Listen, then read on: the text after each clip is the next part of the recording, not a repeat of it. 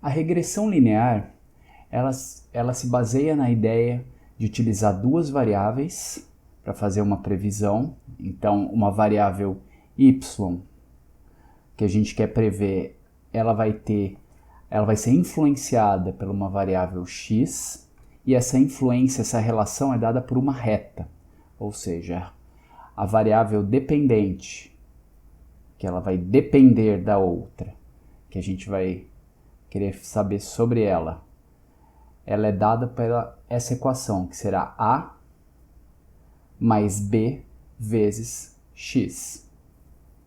Um exemplo da possível aplicação de uma regressão linear. A gente poderia ter uma sequência de dados de alguns meses, 5 meses, e para cada mês a gente tem o quanto de vendas ocorreu e o quanto de verba de marketing foi investido. Ou seja, no primeiro mês foi investido 2,5, suponha que seja R$1.000, 2,5 mil reais.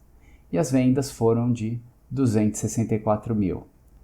No segundo mês foram investidos R$1.300 e o volume de vendas resultante foi 116 mil. E assim sucessivamente até o último mês, que foi investido R$2.000 e o resultado foram 209 mil reais em vendas.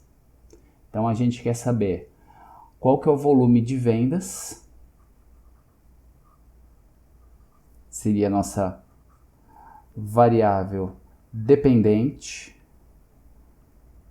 Ele vai ser uma função de A mais B vezes o investimento em marketing. E aqui seria a nossa variável independente, ou seja, as vendas dependem do volume investido em marketing. Então, visualmente, como que a gente poderia representar esses dados? A gente teria no eixo Y as vendas e no eixo X o investimento em marketing. E para todas as observações que a gente teve, todos os 5 meses, a gente plota o quanto teve de investimento em marketing e o quanto resultou em vendas para cada um desses pontos de observação. O que a regressão linear vai tentar fazer? Ela vai tentar encontrar uma reta, que está bem torta, mas a ideia é encontrar uma reta, que essa reta seja, as vendas vão ser A mais B vezes o investimento em marketing, que tente explicar a relação entre essas duas variáveis. E cada ponto dessa reta, então aqui seria o valor para 1,4 mais ou menos, e aqui o valor observado. Então essa distância seria o erro. Então esse erro vai ser o valor realizado menos aquilo que a gente esperava, que era o A mais B, o volume de marketing naquele ponto. Vou chamar de I. Então esse EI seria o erro de cada um dessas observações. Então a gente teria um errinho aqui, um erro aqui, outro erro aqui. E a gente quer encontrar quais são os valores de A e B, quais são esses parâmetros ou coeficientes, de modo que a gente minimize a soma de todos esses erros. Então, a soma de todos os erros, eu vou colocar de 1 até N, dos erros que são dados por essa equação. O I, que deveria ser menos A menos B, eu vou chamar de xi, e a gente vai elevar ao quadrado, porque o erro positivo e o erro negativo, a gente não quer que se cancele. Então a gente vai querer minimizar essa soma desses erros. Então, como a gente encontra os valores de A e B que minimizem essa soma? Aqui é o método de cálculo, a gente teria que calcular a derivada dessa soma em relação a A e a derivada dessa soma em relação a B, encontrar o ponto que minimizaria essa equação. Fazendo as contas, aqui a gente tem na Wikipedia tem o desenvolvimento dessa equação, mas o resultado é que o valor de B, que minimiza o erro quadrático, ele é dado pela covariância entre x e y sobre a variância de x. Então, uma fórmula fechada.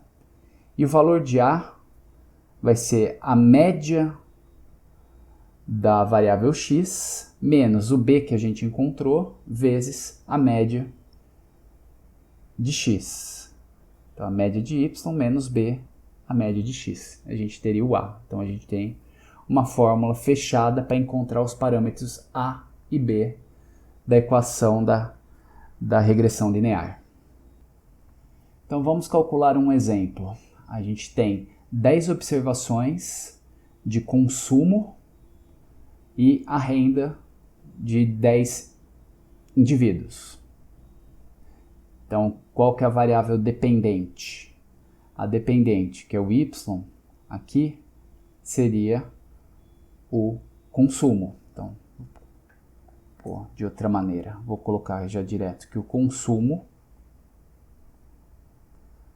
ele é igual a A mais B vezes a renda. Então, a variável y é o consumo e a variável x é a renda.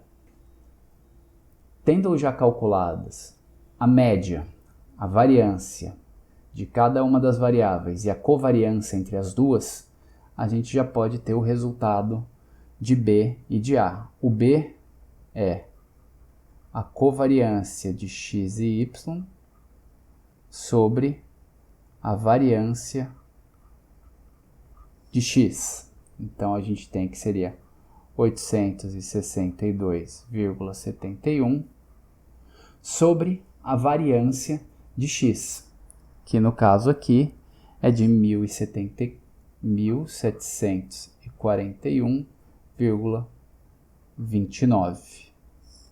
Isso vai dar 0,49544. Então a gente tem o parâmetro B, ou também conhecido em alguns lugares, vocês vão ver como o parâmetro beta.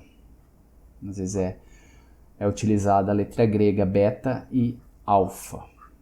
Então, e o A seria a média do consumo, 106,3, menos o valor que a gente encontrou, 49544, vezes a média da renda, 1.700. Opa, não, 1.700 não, estou pegando o valor errado. 108,2. Com isso, seria o valor de 52,69. Então, a gente tem os dois parâmetros A e B da regressão linear. Então, agora que a gente tem o parâmetro B e o parâmetro A, qual que seria o consumo esperado para pessoas com as seguintes rendas? 130, 120 e 136. São valores que a gente não tem no histórico. A gente quer estimar baseado nesse histórico de consumo. Então, vamos para cada um deles. O valor de A seria A 52,69 mais 0,49544 vezes o valor da renda que a gente tem nesse caso, que é 130. Então, o consumo para quem tem R$130 de renda seria 117,097. Para o item B, a gente faz a mesma coisa. 52,69 mais 0,49544 vezes 120, que daria 112,143. E por fim, o item C, 52,69 mais 0,49544 vezes 136, que daria 120,069. Então a gente pode estimar qual que seria o consumo de pessoas com essas rendas baseado no histórico de pessoas com outros tipos de renda, considerando que existe uma relação linear entre essas duas variáveis, consumo e renda.